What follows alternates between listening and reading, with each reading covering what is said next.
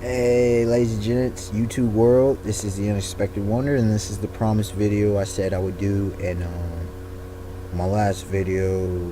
Following up, my last video was misunderstood culture. Number 3, anime and manga. Dealing with the subject in general of anime and manga. This time, hopefully you can read and see. It's misunderstood culture number 4. This is the 4th edition of my series, and this time it's gaming. Now, I could deal with board games and all just types of games, deal with sports and competition as a whole, but with this subject, I shall limit it to the video game community. Yes, that's right, the video game community. And I'm going to talk kind of briefly in 2 parts because okay, I'll talk briefly in 2 parts. 2 parts of the video. First of all, sexism in gaming and 3 types of gamers, and then go from there. Now, I will probably do a completely separate video on actual sexism in gaming and go more into depth with that, but take this maybe as an introduction to it. Okay, sexism in gaming. Now, look, sexism has no place in gaming. First of all, I'm talking about video game community. True gamers don't give a damn about what your sex is. Can you play or can you not play? That's just what it comes down to. It somewhat comes down to that in sports. But different sports is a little bit different. Video games, even board games is, and other types of games, but especially video games, sexism has zero place in it. If sexism is ever brought up in gaming, there's a major problem. There is a major problem.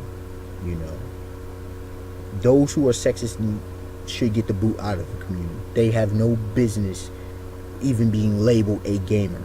With that being said, like I said, it's a short thing about sexism. It has no place. I don't know where this started. I do pretty much. No, I kind of do have a guess at where it started. It started with immature kids, when kids who have no business really being online and playing mature games are playing mature games and trying to act hard, badass, and whatever they trying to do. They're trying to act older than their age, and it's not cool.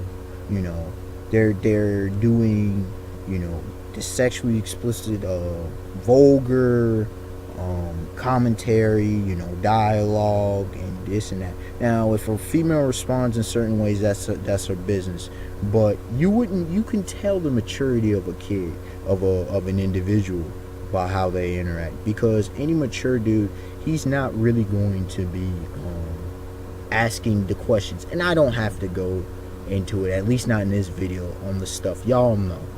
If you ever been on any chat, especially in first-person shooters, FPSs, oh my goodness, it's terrible, bro. It's terrible. Not just sex comment, but it's horrible. It's saying females shouldn't be playing games and stuff like that. Like I said, I'll get more into it in the next one. But let me tell you, there are some females who can definitely play, definitely. Now, it's the second part and most important part of this video. 3 types of gamers. Not everybody's a gamer. Not everybody's a gamer. As if we didn't know. But some people, just because you play a video game, it's just like, just because you play a sport, you're not necessarily an athlete. Just because you play a video game or like video games, you own a lot or play a lot, does not make you a gamer. A gamer, okay, there's 3 types. First of all, like with anything, there's philosophy, there is lifestyle, and interaction with others. Let me just put that one. Now, first of all, the first type, I say the most, I couldn't say basic. Well, first type I'll mention is true gamers. I'm a true gamer. Okay, I am a gamer. True gamer. And true gamer, you will see that they often are not the best at any one game. They're good, they're decent at a lot, especially if they have a little bit of playtime. They're good. They can be good. They're not going to be a lot of times phenomenal. There might be a game or two that come along and just are in beast mode at, they're just beastly at, epic, but they're just usually good at pretty much every game they play. And again, like I said, they may be beastly, they may be terrible at another game, but you give them a good amount, a little bit of time, and they usually can adapt quickly. That's the beautiful thing. The thing about true gamers, they're highly adaptable,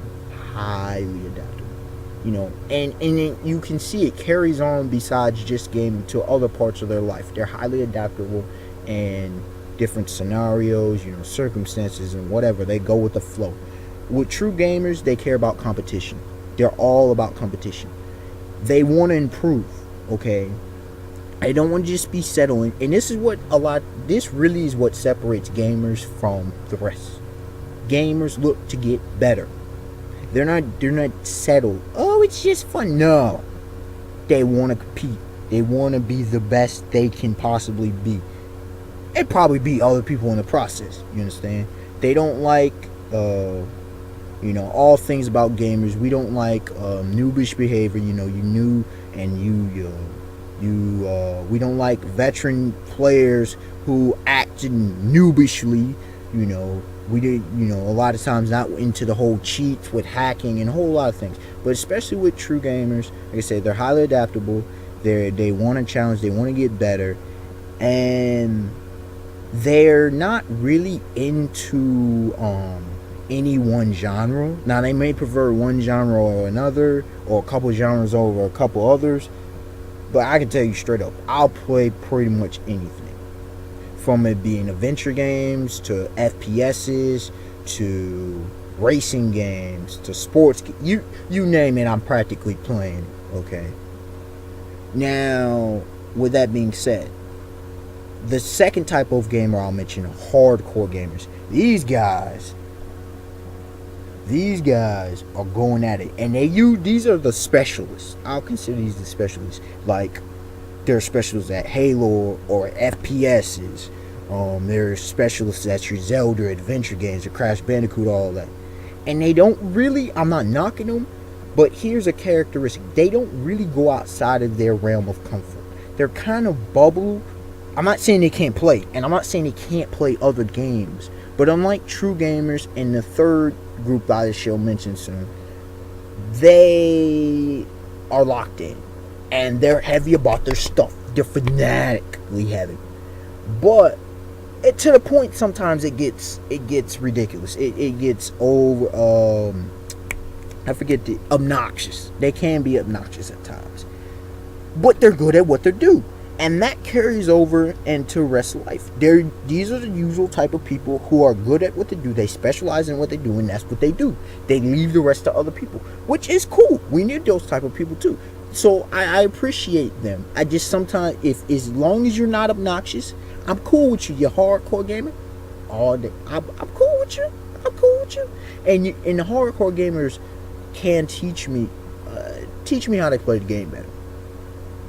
Through competition, not through actual teaching. Now, the last and third and the highest pedigree. I'm not saying true gamers or hardcore gamers, you know, are anything of less value. But what I'm saying is, I consider these people with the utmost respect in the gaming community are the pure gamers. I know a couple. Let me tell you, these guys know their stuff. They know about consoles, and they know about controllers. They can break down. Like, I'm knowledgeable in a lot of areas. Gaming's not one of mine strong points knowledge. These guys got knowledge on lock. Now, hardcore gamers, you might not be able to beat them out in their knowledge, but as gaming as a whole, pure gamers are where it's at. These guys are good. They're not just good, they're phenomenal. You're gonna have a hard time beating it. These are going to be your top players, like top tier. They're practically top tier. Now, like I said, true gamers will be good and they highly adaptable, but these guys, oh my goodness, like, they just have talent and skill at what they do, at playing video games. Like, if you've ever watched a pure gamer, dude, they have the latest, they're up to date, they know their stuff, they get the best stuff, you know.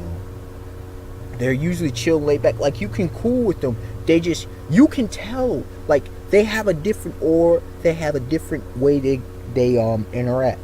And that's just how it is. They just do what they do, and they do what they love, you know. A lot of them are actually into different trading cards and different stuff as well. I've noticed that.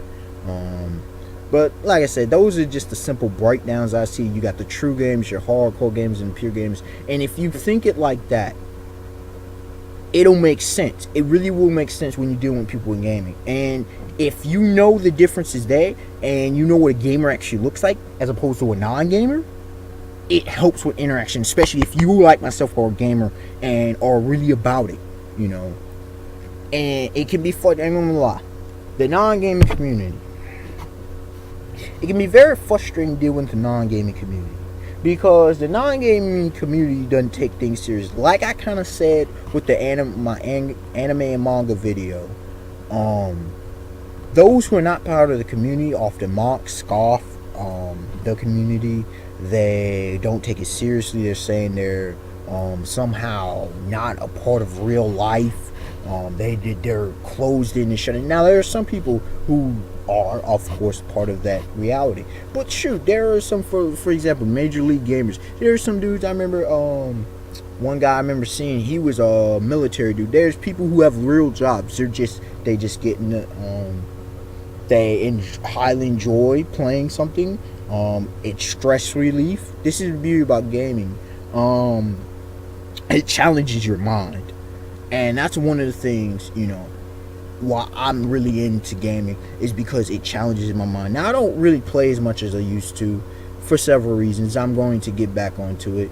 First of all, now it's become ridiculous with the amount of money it's charging, and that's a problem. I think it's hurting the gaming community, and as well as, like I said, an influx of immaturity. I'm not just saying age. There's immaturity and older people as well. Okay. In some adults, you know what I'm saying? There's like I said, one of the problems we have with gaming is hacking, obviously, messing up servers not being good enough to support the massive volume of people trying to play online, for example. A lot of times games aren't that good like they used to be, or that radical and evolutionary as they used to be. I can name when GTA San Andreas dropped, what are some of the huge drop? I mean, pretty much of the GTA series. Some of the Midnight Clubs, Need for Speeds, when they dropped back in the day, Drive or Test Drive. Some of the NBA Lives, NBA 2K, some of the 2K, and you know, stuff like that. When they dropped, Game Day 90, Blitz, NBA, I can name off a whole list. When things used to drop back in the day, it was like, wow, everything. Crash Bandicoot, Spyro, Tomb Raider. A lot of these were some beast games. But I'm not saying games today aren't, because I mean, you have your God of War series and a lot of other ones. But it's less than it used to be with the evolutionary standpoint of gaming itself. It's just there to make money, which is a problem. But overall, the gaming community, is a beautiful place. You know, gaming is a way you can interact with friends, you know, anytime, whether it be any time of day or night, rain, shine, you know, storming, whatever, as long as you have access to, you know, electricity, to a gaming console or to PC. Oh, and one thing I gotta mention about pure gamers, hardcore gamers to some extent, and true gamers, like, I'm probably, and here's why I stopped gaming for a while, because I'm kind of sort of trying to switch to PC a bit. Not work so far, but for different reasons. But pure gamers they've been ahead of the curve. They're usually ahead. Like I said, they know their stuff, and they're usually ahead of the curve. They've been with PC a long time, and I've seen why they with PC, because a lot of times consoles are suspect. But these are just some of my thoughts on gaming, on gamers, and tell me y'all's. You know, like I said, I may have different experiences, different views. Tell me what y'all think of gaming, and send video requests, video discussions. Just, you know, I'm all for discussions as long as it's respectful of other people. This is The Unexpected Wonder. Like, comment, subscribe, and I'm out, y'all. Peace.